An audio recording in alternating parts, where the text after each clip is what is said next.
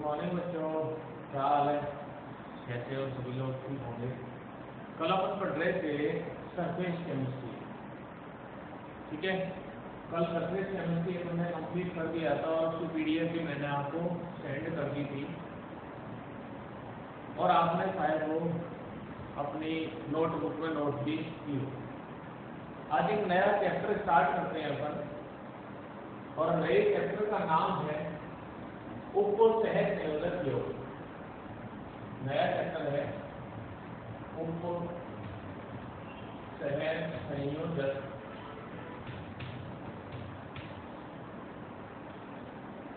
यौगिक।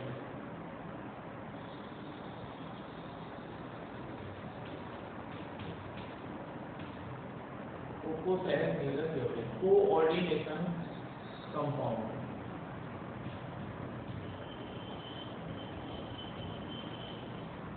Coordination compound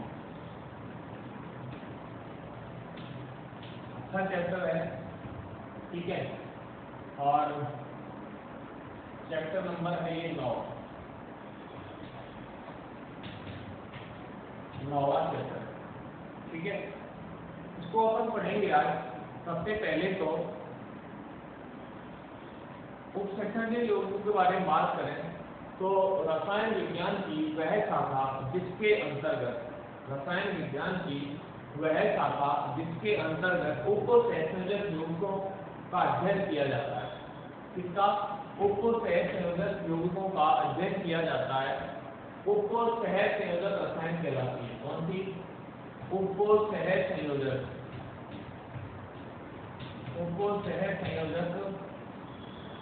रसायन कहलाती है।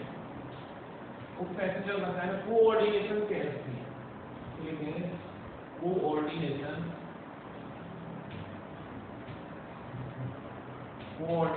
केमिस्ट्री, ठीक है।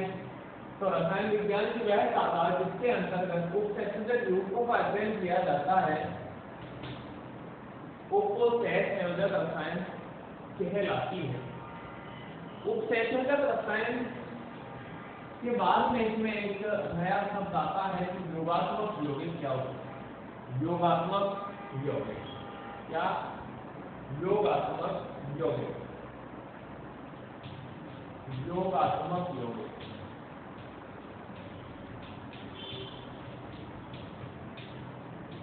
योगात्मक यौगिकों के बारे में अपन बात करेंगे।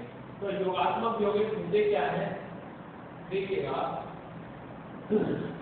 दो या दो से अधिक ऐसे यौगिक या दो या दो से अधिक यौगिकों, दो या दो से अधिक स्थायी एवं सरल, यही कहते हैं सरल एवं स्थायी, दोनों ही चीजें ध्यान रखिएगा। कैसे? सरल हो और स्थायी हो। दो या दो से अधिक सरल एवं स्थायी यौगिकों को आणविक अनुपात में, किस अनुपात में? आणविक अनुपात में, आणविक अनुपात में मिश्रित करके वाष्पित किया जाता है। क्या करें इनको? किनको? दो या दो से अधिक सरल एवं स्थायी यौगिकों को आणविक अनुपात में मिश्रित करके, क्या करके? मिला करके, मिश्रित करके वाष्पित किया जाता है।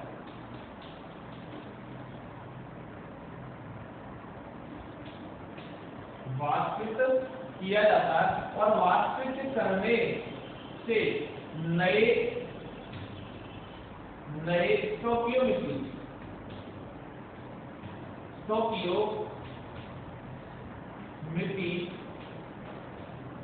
यौगिकों के क्रिस्टल प्राप्त होते हैं। नए स्टोकियोमेट्री यौगिकों के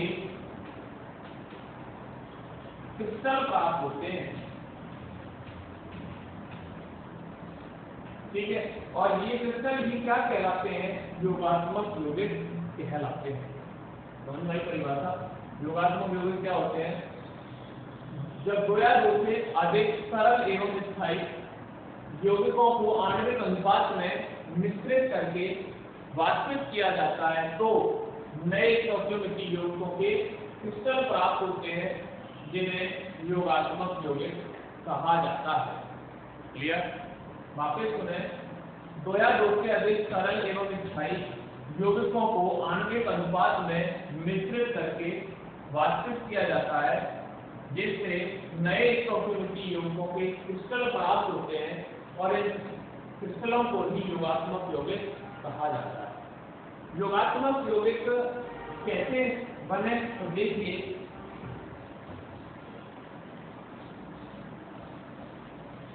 देखें आप, जैसे अपन बात करें KCl, KCl क्या है? Potassium chloride plus MgCl2। योगात्मक यौगिक में कितने अंश? कम से कम 2 और 2 से अधिक यौगिक हो, प्लस 6H2O।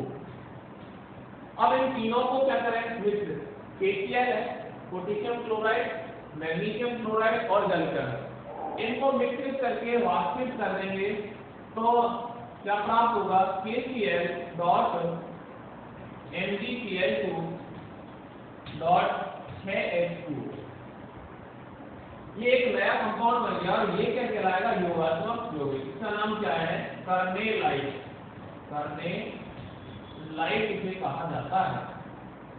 ये किससे मिलकर बना? पोटेशियम क्लोराइड, मैग्नीशियम क्लोराइड और जल के 6 अणुओं से मिलकर के ये बना। इसी प्रकार से एक और उदाहरण इसका आप देखें,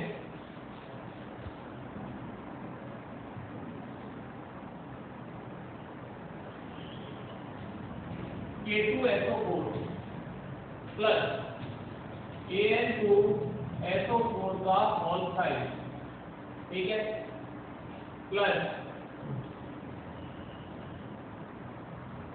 6H2O।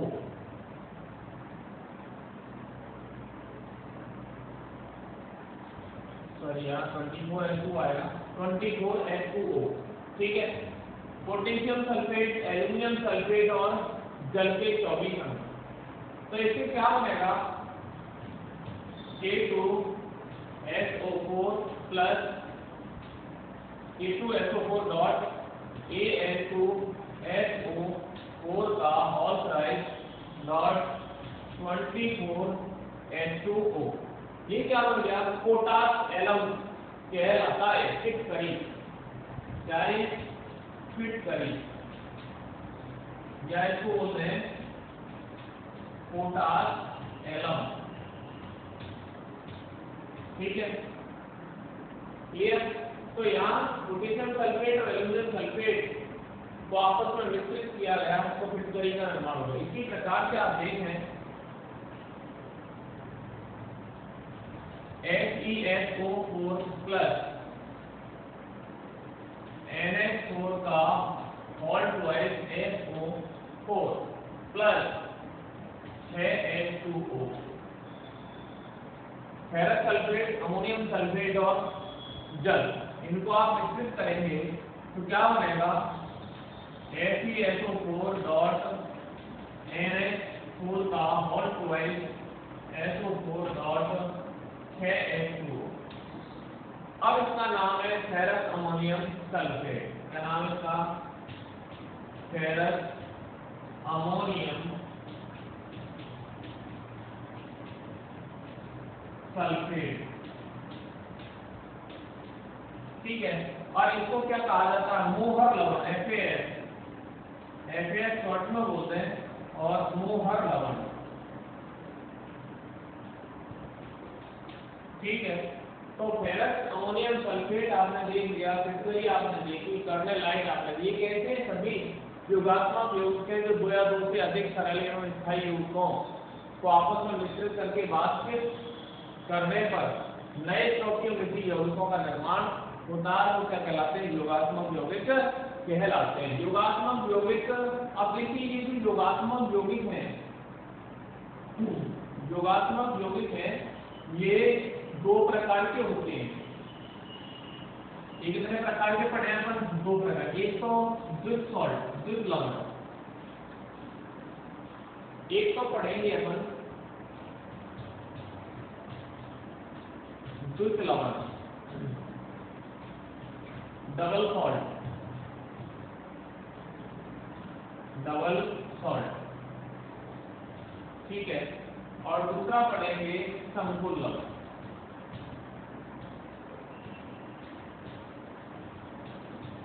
कॉम्प्लेक्स सॉल्ट,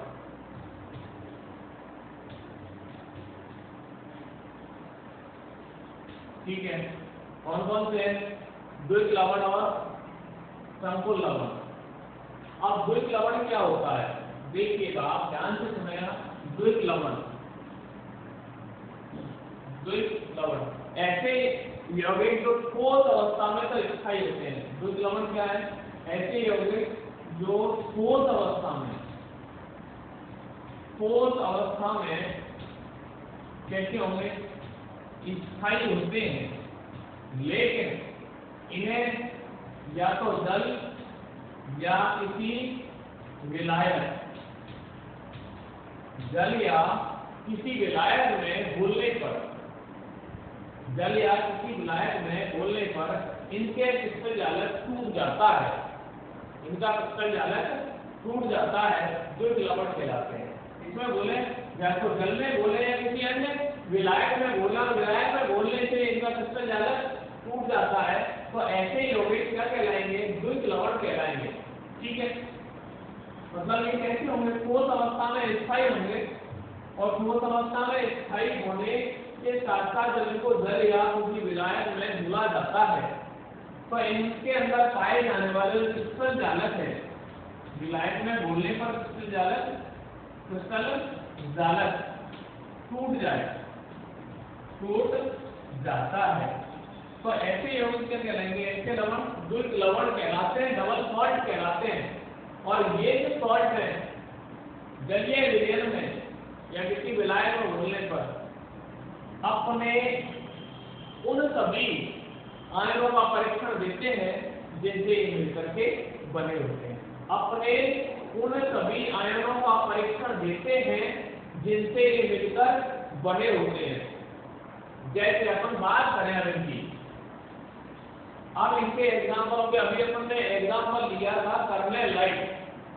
क्या लिया था? कार्मेलाइट। तो देखिए कार्मेलाइट क्या था अपना? KCl dot MgCl 2.6H2O। ये क्या है? कार्मेलाइट, ठीक है। कार्मेलाइट है द्विक लवण डबल सॉल्ट का मतलब इनमें कितने सॉल्ट होंगे? कम से कम 2 सॉल्टों से मिलकर के बने हुए। देख लीजिए आप, यहाँ पोटेशियम क्लोराइड है और एक मैग्नीशियम क्लोराइड है, 2 सॉल्ट हैं जिनसे मिलकर के बने हैं। अब ये अपने उन सभी अवयवी आयनों का परीक्षण देंगे जिनसे मिलकर के बने हैं। अब अगर इनको देखें आप, तो K प्लस एक्वस फॉर्म में, ठीक है, Mg2 प्लस एक्वस फॉर्म में 3Cl plus 3Cl minus 3Cl कैसे? 2 Cl ये है और 1 Cl पोटेशियम के साथ, तो 3Cl माइनस, ठीक है, और प्लस H2O कितने? 6 डल के रहोगे। तो ये अपने सभी आयनों का, पोटेशियम आयनों का भी देंगे, मैग्नीशियम आयनों का भी देंगे, क्लोराइड आयनों का भी ये परीक्षण देंगे। अपने सभी अवयवी आयनों का, उन सभी आयनों का परीक्षण देंगे जिनसे मिलकर के बने हैं, पोटेशियम क्लोराइड, मैग्नीशियम क्लोराइड। ऐसे अभी आपने फिट करिए, पोटाश एलम देखा था, बोरोन लवण देखा। देखो क्या था? K2SO4 डॉट Al2SO4 का होल साइज डॉट 24H2O, ठीक है। ये पोटाश एलम आपने देखा। अब पोटाश एलम किसके मिलकर बना? 2 सॉल्ट है इसमें भी, पोटेशियम सल्फेट और एल्यूमिनियम सल्फेट है। पोटेशियम सल्फेट है और एल्यूमिनियम सल्फेट है, ठीक है। 2 सॉल्ट है, 2 सॉल्टों से मिलकर बना है, इसलिए इसको एक डबल सॉल्ट या द्विक लवण कहा जाता है। तो ये हमने अभी भी आयनों का परीक्षण देंगे। पोटेशियम K2SO4 टूटेगा 2K प्लस एक्वस फॉर्म में, इधर 2Al 3 प्लस देखिएगा 1 SO4 यहाँ या 3 SO4 यहाँ, तो 4 SO4 है, 4 SO4 2 माइनस, ठीक है, प्लस और 24 H2O, क्लियर? तो ये अपने सभी अवयवी आयनों का परीक्षण लेंगे। ऐसे ही आप देखें FeSO4 NH4 का all twice SO4 dot 6H2O, ये क्या है? बोहर लवण। क्या है? बोहर लवण, फेरस अमोनियम सल्फेट, शॉर्ट में क्या लिखते हैं? FAS। इसका प्रैक्टिकल भी करते हैं आप सीनियर में, इसका प्रैक्टिकल भी है मोहर लवण का, ठीक है? तो ये कहते हैं अपने आयनों का परीक्षण देगा। तो Fe यहाँ 2+ के रूप में, तो यहाँ से लिखेंगे Fe 2+ aqueous, NH4 2+ 2 NH4 plus NH4 plus एक SO4 ये है और एक SO4 ये है, तो कितने SO4 plus 2 SO4 2 minus plus 6H2O। Clear? तो ऐसे यौगिक जो ठोस अवस्था में स्थायी होते हैं, ठोस अवस्था में स्थायी होते हैं एवं किसी जल या किसी अन्य विलायक को घोलने पर उनका क्रिस्टलीकरण टूट जाता है, द्वितीय लवण कहलाते हैं। ये यौगिक उन सभी आयनों का परीक्षण देते हैं जिनसे मिलकर के ये बने होते हैं। क्लियर? अब आप देखें दूसरा जो सॉल्ट है, दूसरा सॉल्ट क्या है? दूसरा है संकुल लवण। दूसरा है संकुल लवण। अच्छा, द्वितीय लवणों को जालक यौगिक भी कहा जाता है। क्या बोलते हैं? जालक यौगिक भी द्वितीय लवणों को कहा जाता है। इनका अन्य नाम क्या है? जालक यौगिक। ठीक है, दूसरा पढ़ते हैं अपन संकुल लवण। ठीक है, संकुल लवण या यौगिक, संकुल लवण या यौगिक। ठीक है, ये जैसा पढ़ रहे हैं अपन योगात्मक यौगिक के दो प्रकार, द्वितीय लवण और संकुल लवण या यौगिक। क्लियर? तो संकुल लवण क्या होते हैं? ऐसे यौगिक जो ठोस अवस्था एवं जलीय विलयन या दोनों में ही स्थायी होते हैं। ध्यान से सुनना, अभी अपन ने क्या पढ़ा था?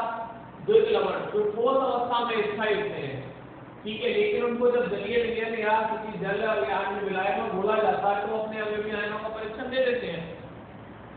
संकुल लवण या यौगिक ये ठोस अवस्था और जलीय अवस्था दोनों में ही स्थायी होते हैं, जलीय विलयन में भी और ठोस अवस्था दोनों में ही स्थायी। ठोस अवस्था प्लस जलीय विलयन दोनों में ही कैसे होंगे? स्थायी होंगे।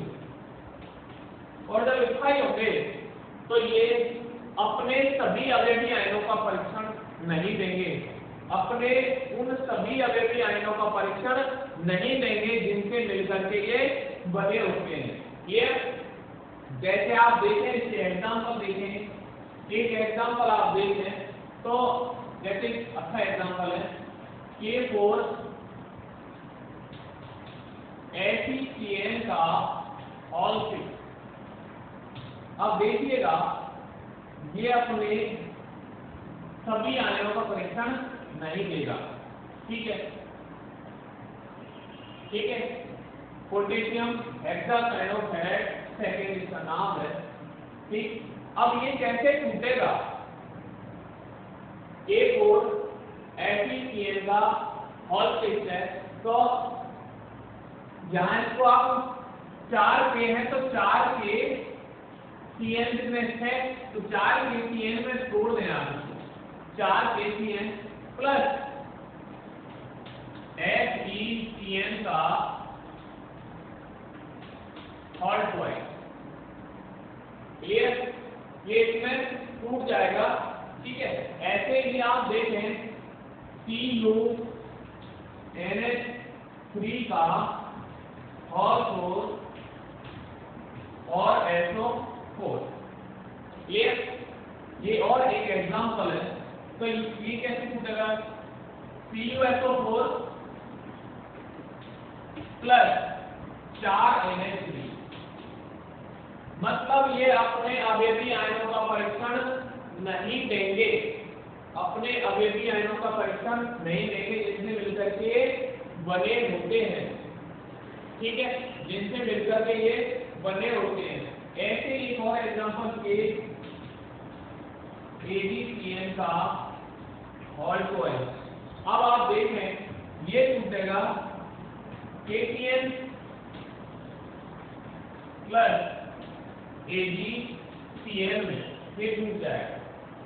तो ये सभी क्या है, संकुल यौगिक हैं, क्या है ये सभी संकुल यौगिक हैं, ठीक है, जो जलीय विलयन और ठोस अवस्था दोनों में स्थायी होते हैं तथा अपने उन सभी आयनों का परीक्षण नहीं देते, उन सभी आयनों का परीक्षण नहीं देते जिनसे ये मिलकर के बने होते हैं।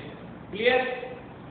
अब यहाँ आप बात करें, ये तो थी योगात्मक यौगिक और उसके प्रकार, योगात्मक यौगिक और उसके प्रकार की। अब बात करें उपसैचुरेटेड यौगिक होते क्या हैं। ये जो संकुल यौगिक हैं, इन संकुल यौगिकों को ही क्या बोलते हैं, उपसैचुरेटेड यौगिक कहा जाता है। उपसैचुरेटेड यौगिक इन संकुल यौगिकों को कहा जाता है। जैसे द्वितीय लवणों को जालक यौगिक कहा जाता है, ऐसे ही संकुल यौगिकों को उपसैचुरेटेड यौगिक कहा जाता है। अब देखिएगा कि उपसैचुरेटेड यौगिक परिभाषा, क्या परिभाषा दे सकते हैं, उपसैचुरेटेड यौगिक होते क्या है। तो यहाँ पर आप देखें कि ऐसे यौगिक जिनमें केंद्रीय धातु परमाणु या आयन, ऐसे यौगिक जिनमें केंद्रीय धातु परमाणु या आयन अन्य परमाणु या आयनों से उपसैचुरेटेड बंधों द्वारा जुड़ा रहता है। वापिस पुनः सुनना, क्या बोला, ऐसे यौगिक जिनमें केंद्रीय धातु परमाणु या आयन अन्य उदासीन अणुओं या आयनों के साथ उपसैचुरेटेड बंधों द्वारा जुड़ा रहता है। उपसैचुरेटेड बंध क्या बनेगी, उपसहसंयोजक बंध, सहसंयोजक बंधों द्वारा जुड़ा रहता है, उपसैचुरेटेड यौगिक कहलाते हैं, उपसहसंयोजक यौगिक कहलाते हैं। मतलब यहाँ पर जो केंद्रीय धातु परमाणु आयन होगा वो अन्य आयनों के साथ में या उदासीन अणुओं के साथ में क्या बनाएगा, उपसहसंयोजक यौगिक। उपसैचुरेटेड यौगिक कब बनता है, आप 11th में पढ़ के आए होंगे, उपसैचुरेटेड यौगिक, उपसैचुरेटेड बंध कब बनता है, तो उपसैचुरेटेड बंध जब साझे के दोनों इलेक्ट्रॉन किसी एक ही परमाणु के द्वारा दिए जाते हैं। बंध बनाने के लिए जब साझे के दो इलेक्ट्रॉन, एक बंध में कितने इलेक्ट्रॉन होते हैं, 2 इलेक्ट्रॉन होते हैं, और जब इन साझे के दोनों इलेक्ट्रॉनों को जब कोई एक परमाणु देता है तो उपसैचुरेटेड बंध का निर्माण हो जाता है। क्लियर। उपसैचुरेटेड बंध को दाता परमाणु से ग्राही परमाणु की ओर इस प्रकार की का निशान लगा करके दर्शाया जाता है। दाता परमाणु से ग्राही परमाणु की ओर तीर का निशान लगा करके दर्शाया जाता है। क्लियर। कोई दिक्कत, चलिए वो तो बताना, ठीक है। आप देखिएगा इसमें उपसैचुरेटेड यौगिकों से संबंधित कुछ पारिभाषिक शब्द आते हैं, जैसे अभी अपन ने बात की थी केंद्रीय धातु, ठीक है, केंद्रीय धातु। दूसरा आ गया यहाँ उपसहसंयोजन संख्या, उपसहसंयोजन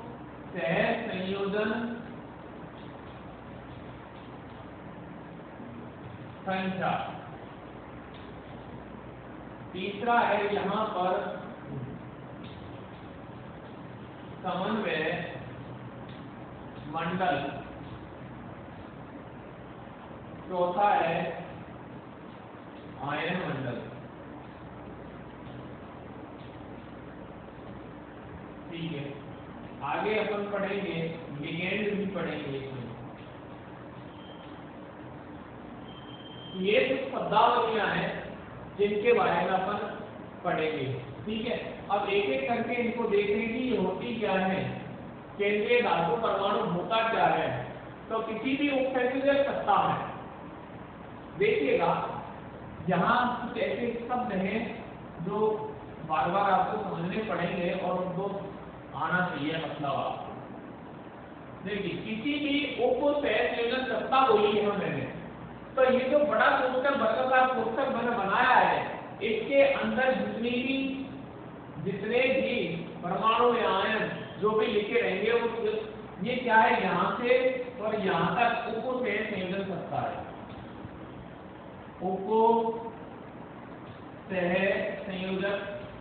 संयोजन सत्ता, और इसी को अपन समन्वय मंडल कहते हैं। इसका दूसरा नाम क्या कहते हैं, समन्वय मंडल।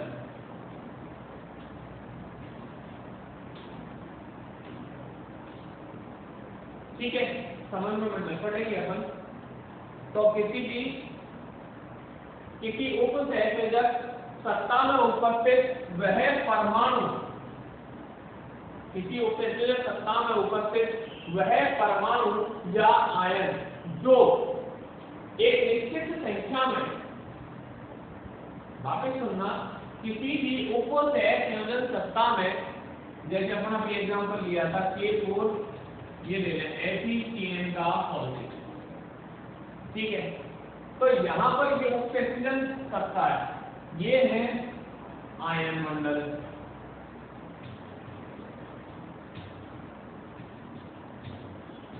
और ये है समन्वय मंडल।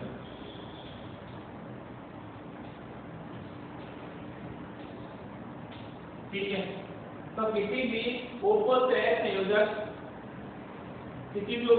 सत्ता में उपस्थित वह परमाणु या आयन जो एक निश्चित संख्या में अन्य परमाणु या आयनों से, एक निश्चित संख्या में अन्य परमाणु या आयनों से निश्चित ज्यामितीय व्यवस्था में जुड़ा रहता है। निश्चित ज्यामितीय व्यवस्था में जुड़ा रहता है, क्या कहलाता है, केंद्रीय धातु परमाणु या आयन कहलाता है। केंद्रीय धातु परमाणु या आयन कहलाता है। वापस सुने, किसी उपसंयोजक सत्ता में उपस्थित परमाणु या आयन जो एक निश्चित संख्या में अन्य परमाणु या आयनों से एक निश्चित ज्यामिति में जुड़ा रहता है, क्या कहलाता है, केंद्रीय धातु परमाणु या आयन कहलाता है। अब आपको देखो, धातु परमाणु की जब बात करते हैं तो धातु परमाणु तो यहाँ भी मिलेगा आपको और अंदर भी मिलेगा। ये भी पोटेशियम है, ये भी धातु है, और आयरन है, ये भी धातु है। क्लियर? आपको जब केंद्रीय धातु परमाणु की बात करें, पूछी जाए कि केंद्रीय धातु परमाणु कौन है, तो सीधा सीधा इस वर्गाकार कोष्ठक के अंदर जाना है, बाहर वाला नहीं देखना है आपको। ठीक है, ये नहीं देखना है आपको, इसके बारे में बात नहीं कर रहे हैं अपन। केंद्रीय धातु परमाणु ये होगा, क्लियर? आना चाहिए कहाँ केंद्रीय धातु परमाणु है, ये देखना चाहिए, देखना आना चाहिए आपको। तो आप सीधा सीधा समझ जाएंगे, वर्गाकार कोष्ठक के अंदर जाएंगे और यहाँ देखेंगे कि कौन सा है धातु परमाणु। ये केंद्रीय धातु परमाणु है। एक वर्गाकार कोष्ठक के अंदर लिखा हुआ धातु परमाणु क्या होगा, केंद्रीय धातु परमाणु होगा, बाहर वाला नहीं होगा। तो बाहर भी धातु आ सकते हैं, पोटेशियम के स्थान पर सोडियम भी मिल सकता है, वो भी धातु है। पोटेशियम भी धातु है, सिल्वर भी धातु है, आयरन यहाँ भी मिल सकता है, एक आयरन यहाँ भी मिल सकता है, अंदर भी हो सकता है। लेकिन आपको केंद्रीय धातु परमाणु की जब बात करेंगे तो ये वर्गाकार कोष्ठक के अंदर या समन्वय मंडल में देखना है, और यही क्या होगा, केंद्रीय धातु परमाणु होगा, जो या तो उदासीन अणुओं के द्वारा या ऋणायनों के द्वारा उपसेचुलर बंधों से जुड़ा रहेगा। ठीक है, तो इसमें केंद्रीय धातु परमाणु कौन है, आयरन है। इसमें धातु परमाणु कौन है, आयरन है। ठीक है, ये धातु परमाणु है, इसमें आयरन Fe। क्लियर। इसके अलावा और एग्जांपल आप देख सकते हैं, ठीक है। जैसे अपन एग्जांपल लिखे CONS3 का मॉलिक्यूल। अब देखिएगा यहाँ कोई परमाणु या आयन या धातु परमाणु नहीं है। अब यहाँ पर धातु परमाणु कौन है? कोबाल्ट। यहाँ धातु परमाणु कौन था? आयरन। क्लियर। एक और CrCl2 En का ऑल्टोआइड। अब इसमें केंद्रीय धातु परमाणु आप हटेगा कौन है? Cr होगा। तो क्या आपको देखना कहाँ है? इस वर्गाकार कोष्ठक के अंदर देखना है, ठीक है। देखो CuEn का ऑल्टोआइड +2, इसमें कौन है? Cu है। डायरेक्ट आपको कहाँ देखना है? वर्गाकार कोष्ठक के अंदर देखना है। देखो और एग्जांपल देखें इसके।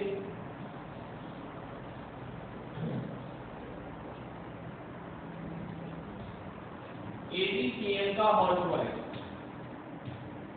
AgCN का ऑल्टोआइड, ठीक है।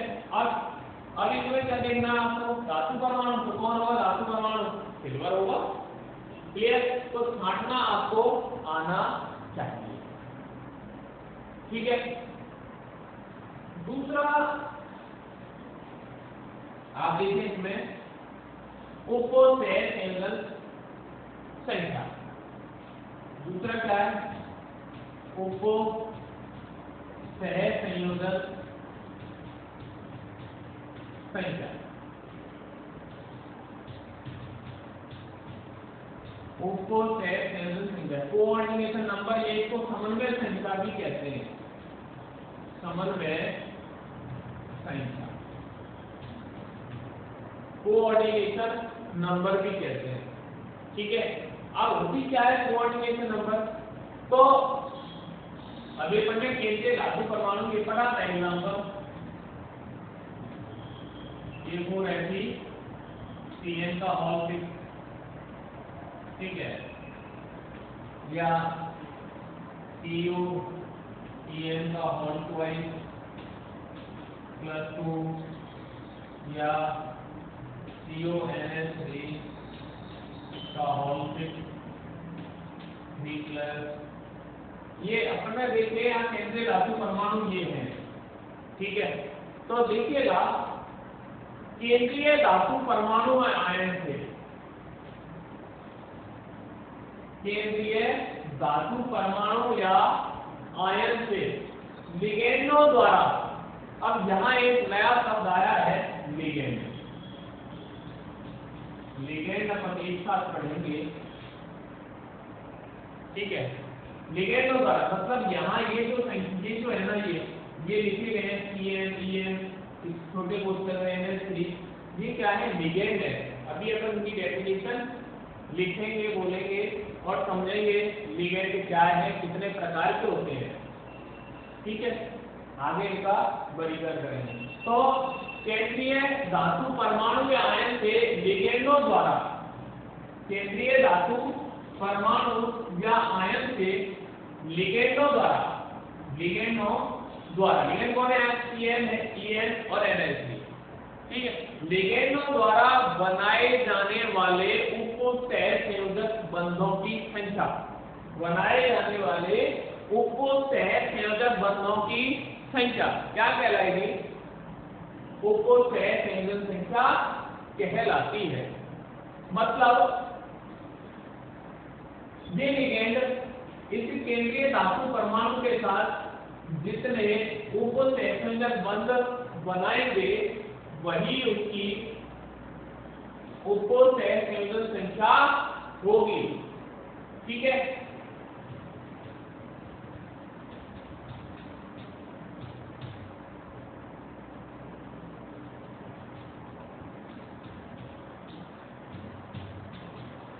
ठीक है, वही उसकी क्या होगी? उपसहसंयोजन संख्या। केंद्रीय लिगेंड जितने लिगेंड केंद्रीय धातु परमाणु के साथ जितने उपसहसंयोजक बंध बनाएंगे वही उसकी उपसहसंयोजन संख्या होगी। अब देखिए आप लिगेंड के जब प्रकार पढ़ेंगे दाता परमाणु की संख्या के आधार पर, तो एक दल तो द्विदंतुर, त्रिदंतुर, चतुर्दंतुर, क्या यूं कहते हैं बहुदंतुक लिगेंड। ठीक है, तो एक दंतुक मतलब एक उपसंयोजक बंध बनाएगा, दो द्विदंतुर मतलब दो उपसंयोजक बंध बनाएगा, तीन का मतलब त्रिदंतुर मतलब तीन उपसंयोजक बंध बनाएगा, चार का मतलब चार उपसंयोजक बंध बनाए, पांच का मतलब पांच उपसंयोजक बंध बनाए, और हेक्साडंतुर का मतलब छह उपसंयोजक बंध का निर्माण करे। तो कैसे निकालें अपन उपसंयोजन संख्या या समन्वय संख्या? कोऑर्डिनेशन नंबर निकालना है अपने को, तो बराबर क्या लिखेंगे, लिगेंड की संख्या इनटू लिगेंड की दंतुरता। इस सूत्र के द्वारा आप क्या निकाल सकते हैं, वैसे तो आप देख करके और समन्वय संख्या का पता लगा लेंगे, लेकिन अगर फिर भी कंफ्यूजन हो क्या कैसे पता करें, तो लिगेंड की संख्या को लिगेंड की दंतुरता से मल्टीप्लाई कर देंगे तो क्या आ जाएगी, समन्वय संख्या आ जाएगी। क्लियर? जैसे देखो यहाँ पर ये CN है, ये एक दंतुर लिगेंड है, ठीक है, जो मैं बता दूंगा। NH3 है, एक दंतुर लिगेंड है। EN लिखा हुआ है, EN शॉर्ट में लिखा है, और इसका मतलब है एथिलीन डाइएमीन,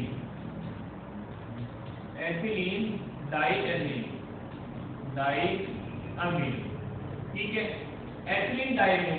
तो ये कैसा है, द्विदंतुर लिगेंड है, द्विदंतुर लिगेंड। अब द्विदंतुर लिगेंड है मतलब ये कितने उपसंयोजक बंध बनाएगा, दो उपसंयोजक बंध बनाएगा।